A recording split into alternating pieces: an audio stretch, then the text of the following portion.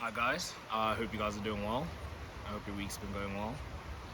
Today we're going to be speaking about where your secret place is. And for me, this is a concept I've had to think about a lot recently because I've just been going through a really tough time. Just for some context, I'm doing my articles in accounting and I'm in my second year. We have 3 years of articles before we become chartered accountants. And this year is just a massive adjustment, and I've just been really struggling from like November last year.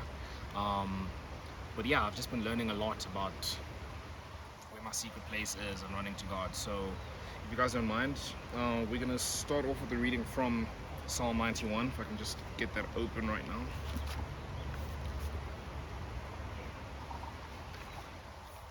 Okay, so I'm reading from the ESV, and yeah, David just goes on by saying, "He who dwells in the shelter of the Most High will abide in the shadow of the Almighty. I will say to the Lord, my refuge and my fortress, my God in whom I trust. For he will deliver you from the snare of the fowler and from the deadly pestilence. He will cover you with his pinions, and under his wings you will find refuge. His faithfulness is a shield and buckler. You will not fear the terror of the night, nor the arrow that flies by day, nor the pestilence that stalks in darkness, nor the destruction that wastes at noonday. 1,000 may fall at your side, 10,000 at your right hand, but it will not come near you. You will only look in your eyes and see the recompense of the wicked. Because you have made the Lord your dwelling place, the Most High, who is my refuge, no evil shall be allowed to befall you, no plague come near your tent. For he will command his angels concerning you to guard you in all your ways. On their hands they will bear you up, lest you strike your foot against a stone. You will tread on the lion and the adder, the young lion and the serpent you will trample underfoot. Because he holds fast to me in love, I will deliver him. I will protect him because he knows my name. When he calls to me, I will answer him. I will be with him in trouble. I will rescue him and honor him. With long life, I will satisfy him and show him my salvation." So I think just reading a lot of the Psalms kind of just reminds you of why God loved David so much, and why he was referred to as a man after God's own heart. And I guess maybe just to kind of start with where this kind of like relates to me and how I'm finding comfort in this is that you look at a lot of the biblical characters that get built up, like David, is one of our favorite biblical characters. You see how God brings them up, and especially as a young man, I'm going through like difficult periods of sharpening and just building up that foundation. And you kind of realize, like in the story of David and Joseph as well, I love those two stories particularly. They get told they're going to be kings when they're like 17. I think it was also for Joseph, he was 17 when he got told he was going to be a king. But you look at David, he had to spend 13 years in the wilderness running away from Saul before he actually could become king. He was fearing for his life for 17 years, for 13 years. Joseph, he had to be sold to slavery, and he had to go to prison for doing the right thing, right? And it was only like 41 when he became king. Well, he didn't become king, but he became Pharaoh's second in charge.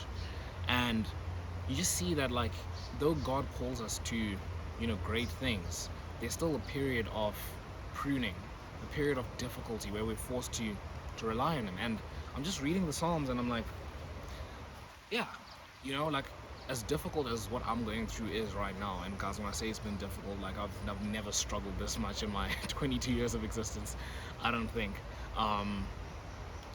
And I've just felt so like desolate, so alone.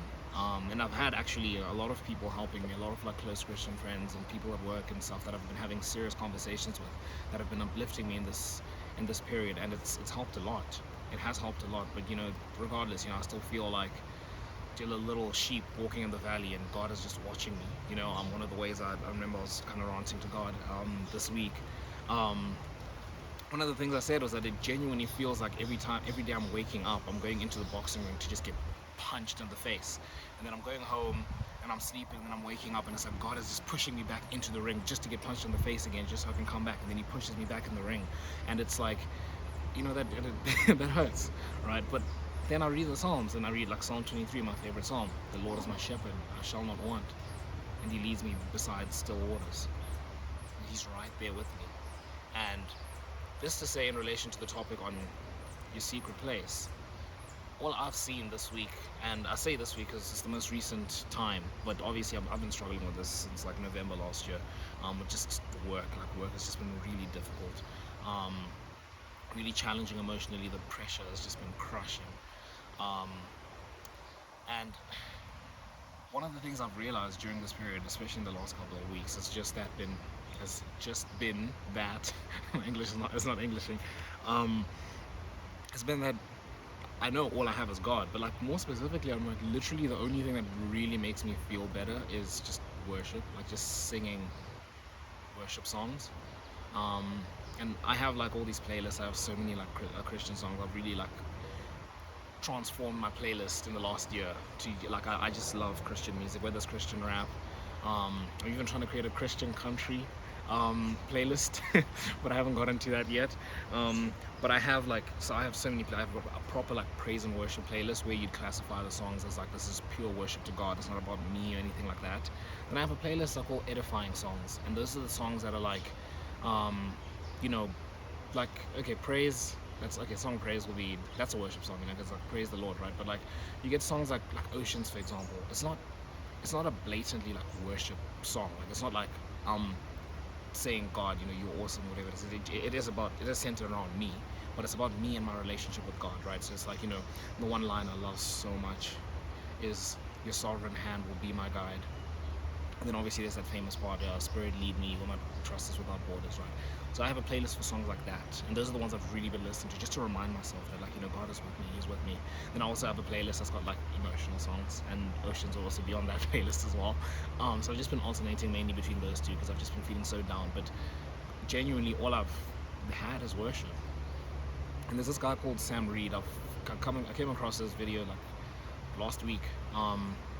I first watched this like testimony video. It was like an hour and 23 minutes. It was absolutely powerful. Then I saw his videos that he makes like worship songs, and you just see a guy who's just worship. I mean, I don't know what his life looks like at all, but from the outside looking in, you know, you see somebody who's just worshiping, and I'm like, that's awesome, man. It seems like somebody like. And there's this one video.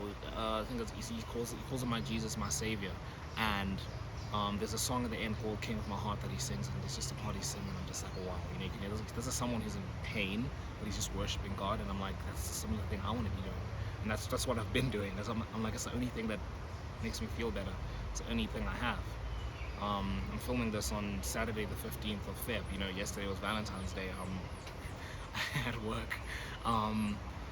It's a Friday. I'm an adult. I'm going to be working, right? But I'm also just thinking. Also, just piles on the whole thing of like, oh, you know, I'm also like lonely. I don't have, you know, my wife that I want so much that God is not giving me, and it's just like I'm just piling on. It's like, all I have is worship, but that's okay, and that's enough. That's God calling us to Him. I read the Psalms once again.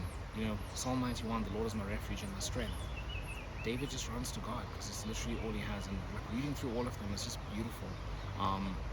There's Psalm 69, which I've also highlighted quite a bit of, because that's where David is saying, you know, Lord, why won't you hear my prayer? Why aren't you listening to me? You know, why aren't you helping me? Why are you just watching me be scorned? And then there's a part in there, and it's similar to Lamentations 3, where Jeremiah is just, this is in Lamentations, he's like just, he's angry at God. He's really angry at God. He's like, you've forsaken me. Then there's a part where he says, but I will still worship you, you know, but you're still great. And there's a similar tone in Psalm 69. And it's just great to remember that. And I guess it's important for us as Christians, you know, we're all going to go through difficult times, but what is your secret place? Where do you run to? And I guess maybe if I'm to open up a bit more, like places I run to, I have definitely the number one place I run to is worship music.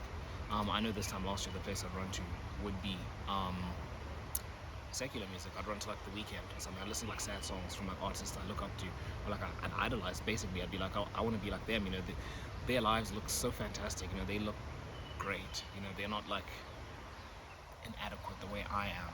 And if they're going through something difficult, it gives me motivation, right? So now, obviously, that's switched. Now I listen to worship music, which is great, but I still have other vices following me. You know, I made a video a couple of weeks ago about how I fell back into lust, and you know, that's something I'm still struggling with, and I run to sometimes. In the midst of all of this, and that obviously just piles on and on. In terms of like, you know, when I hear things like the righteous won't be forsaken. I'm like, but I'm not righteous. But I think it's still in Psalm 69 where David says, he says, "You know my folly. It's not hidden from you, right?" And I think it's beautiful to just be like that as well. It's like, God, you see me. You know what I'm struggling with. But I still run to you, and I think that's beautiful. Just to close off, on Wednesday at Young Adults, we were going through the Book of Mark on Wednesday nights, and we were reading from Mark 3 and 4, and I think it's particularly Mark 4, or is it 3? I don't know. Okay, either one. It's in Mark 3 and 4, when Jesus calms the storm, and we were kind of speaking in the group about what's the significance of that. And one of the things was just quite simply, well, one, Jesus is sleeping through the storm. For us it's like this massive storm, but Jesus is just sleeping, right? But two, he's there with us in the storm, and we can always call upon him. And the most important thing is to realize like where our help comes from. The beautiful thing, or the scary thing actually, but beautiful as well, is that when they're on that raft or whatever it is they were on in the storm, I imagine being there in the middle of an ocean and there's a massive storm. I literally can't do anything to save myself. Like I can't. All I can do is cry to God and be like, God, help, right? I can't do anything. I can't do anything to save myself. It's a storm. A massive wave come over and just drown me, and I'm gone. I can't do anything about it. And there's beauty in that, and that they called upon the Lord. And the beautiful thing is Jesus just woke up from his sleep, and he just told the storm to be quiet, and it was quiet. And I remember the end. I think it's the end of Mark 3. I think it's Mark 3. At the end, it's like, the disciples were saying, "Who's this man that even the winds and the waters obey him?" Or something along those lines, right? And it's like, yeah, that's who Jesus is, and who we can call upon. But yeah, guys, let me know what you think of the topic in the comment section below, and subscribe to join the community. Until next time, see you guys.